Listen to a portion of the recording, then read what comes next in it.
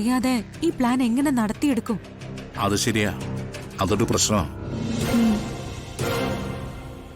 അതിനൊരു വഴിയുണ്ട്.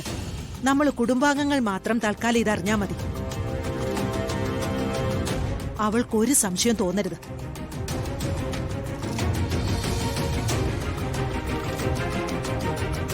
അവൾ അറിയാതെ നമുക്ക് ആറ്റുകാൽ അമ്പലത്തിൽ വെച്ച് വളരെ രഹസ്യമായി ചോറൂണങ്ങ് നടത്താം.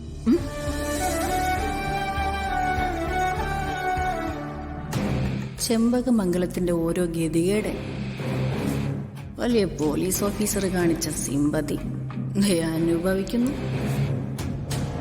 അങ്ങനെയാണെങ്കിൽ വളരെ ചെറിയൊരു ചടങ്ങായിട്ട് നടത്തിയാൽ മതി. ആ, വളരെ രഹസ്യമായിട്ട് നടത്തിയാ മതി. ഒരു ചെറിയ സംശയം പോലും അവക്ക് വരാൻ പാടില്ല. അപ്പോ അങ്ങനെ തീരുമാനിക്കാം, അല്ലേ കൈമളേട്ടാ? അല്ലാതെ ചെയ്യാൻ പറ്റും. നീർക്കോലി കടിച്ചാലും അത്താഴം മുടങ്ങില്ലേ? ചോറൂണ് നടത്തി കഴിഞ്ഞാ പിന്നെ മോൾക്ക് വേറെ ഭക്ഷണങ്ങളൊക്കെ കൊടുത്തു തുടങ്ങാലോ. കൊടുത്തു തുടങ്ങണം. കുട്ടിക്ക് പോഷക ഗുണമുള്ള ആഹാരങ്ങൾ കൊടുത്തേ പറ്റൂ. ജോൾസിനെ കൊണ്ട് ഒരു ഡേറ്റ് കുറിപ്പിക്കണ്ടേ? വേണം. അതിന് ഏതെങ്കിലും ഒരു ജോത്സ്യര് മതി. അത് ഞാൻ വിളിപ്പിച്ച് പറഞ്ഞ് ചെയ്യിപ്പിക്കാം. എന്നാ പിന്നെ താമസിപ്പിക്കേണ്ട മുത്തശ്ശി. താമസിപ്പിക്കുന്നില്ല. കുഞ്ഞിന്റെ കാര്യമാണ്. ഇപ്രാവശ്യമെങ്കിലും ആരും ഇതിൽ ഇടംകോലിടാൻ നോക്കരുത്. അമ്മ എന്നെ ഉദ്ദേശിച്ചില്ല അത് പറഞ്ഞത്. എന്റെ ആത്മാർത്ഥതയല്ലേ അമ്മ ചോദ്യം ചെയ്തേ. ഞാൻ അങ്ങനെ ചെയ്യുന്നല്ലേ അമ്മ പറഞ്ഞതിന്റെ അർത്ഥം. അല്ല മാലതി, അമ്മ ഒരു സാധാരണ മട്ടി അങ്ങ് പറഞ്ഞേ ഉള്ളൂ. അത് കാര്യമാക്കണ്ട. അതാരെ ഉദ്ദേശിച്ചാണെന്ന് എനിക്ക് മനസ്സിലായി.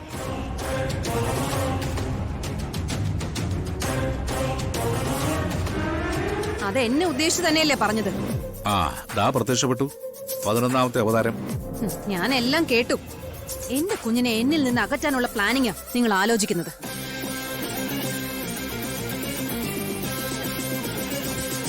പക്ഷെ എന്റെ കുഞ്ഞിന്റെ ഹെൽത്തിനെ കൂടി ബാധിക്കുന്ന കാര്യമായതുകൊണ്ട് എനിക്ക് ചില കണ്ടീഷൻസ് ഉണ്ട്. അത് ചെയ്താൽ മാത്രമേ ഞാൻ ഇതിന് സമ്മതിക്കൂ. നിന്റെ സമ്മതം ആർക്ക് വേണോടി? ഇറങ്ങി പോടി ഇവിടുന്ന്. അങ്ങനൊന്നും ഞാൻ ഇവിടുന്ന് പോകുന്നില്ല കാർത്തി. നീ പോയില്ലെങ്കിൽ നിന്റെ ഡെഡ് ബോഡി പോകും മോർച്ചറിയിലേക്ക്.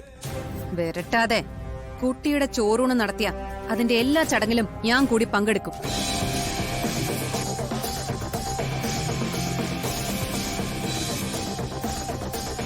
ഞങ്ങളുടെ കുഞ്ഞിന്റെ ചോറൂണ് എങ്ങനെ നടത്തണമെന്ന് ഞങ്ങൾക്ക് തീരുമാനിക്കാം.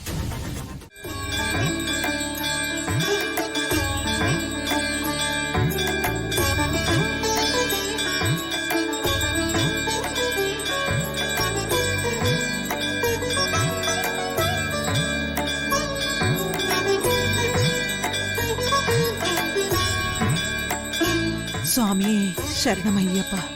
ഭഗവാനെ, ധർമ്മശാസ്താവേ, അവിടുന്ന് ഞങ്ങളെ എല്ലാവരെയും കാത്തോണേ.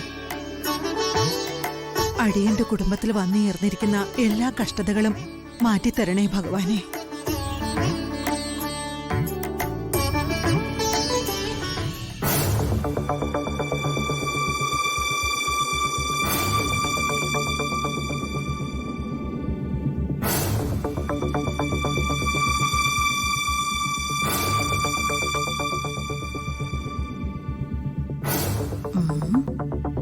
ഇവളെ നശിപ്പിക്കാനാണല്ലോ ഈ പ്രാർത്ഥന. അതും ഈ മണ്ഡല സമർപ്പണ ദിവസം.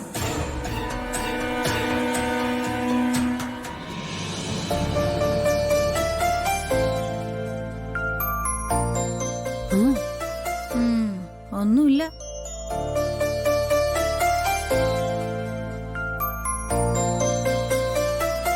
ഒന്നിനു പിറകെ ഒന്നായി അനവധി പ്രശ്നങ്ങളാ ഭഗവാനെ അടിയന്റെ തറവാട്ടിൽ അരങ്ങേറുന്നത്. അതിനെല്ലാം ശാശ്വതമായൊരു പ്രതിവിധി അവിടുന്ന് കാട്ടിത്തരണേ. ഈ ശനിദോഷങ്ങളെല്ലാം മാറ്റിത്തരണേ ഭഗവാനെ. ഹരിഹരസുതനെ കാത്തോണേ ഭഗവാനെ.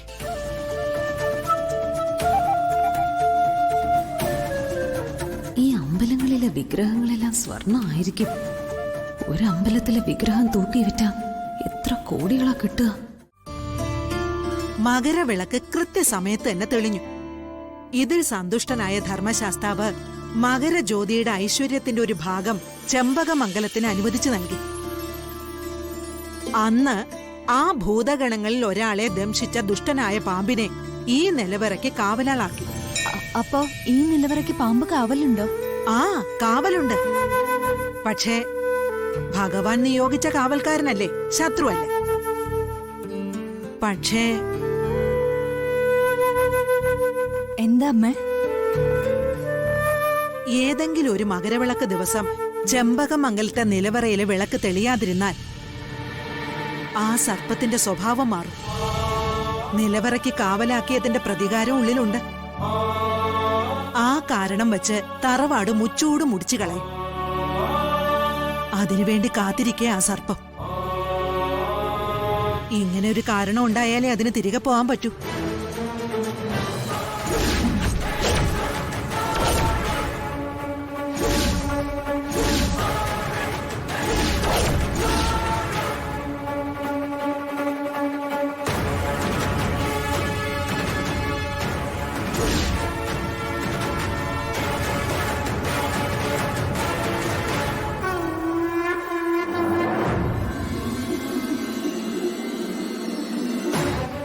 നീ എന്താ പേടിച്ചു പോയത് മോളെ?